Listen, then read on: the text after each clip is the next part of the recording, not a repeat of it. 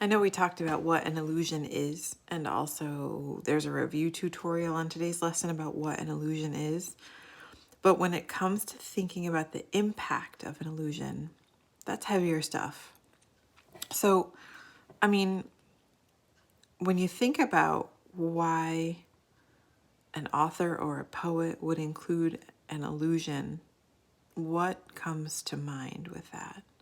For instance, in this poem, let's just take one example of an illusion. Like, well, let's see, let's go to the poem here. I want to make sure I'm saying the right thing. I'm scrolling down in the poem to the 1, 2, 3, 4, 5, stanza 6. Okay, really, really famous illusion.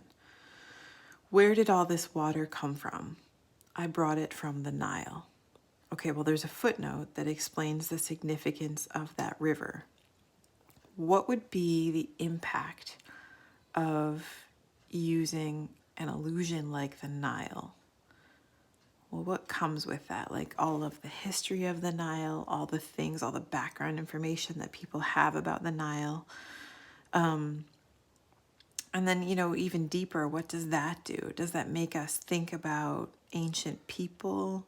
Does it make us wonder if, I don't know, perhaps this speaker has tremendous amounts of wisdom because he is so well traveled that he has gone to the Nile and, harvested water from that. And then again, when you think about the fact that he's not actually going to the Nile, when you get toward the end of the poem and you really think about the meaning, well, what does that mean that he's accessing this like inspiration from the Nile? I think the significance of these really, really famous places puts our reader in our speaker in a relationship with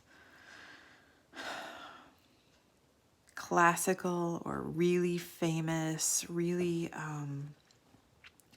prominent stories and civilizations who have fed off of the Nile, who you have used the river.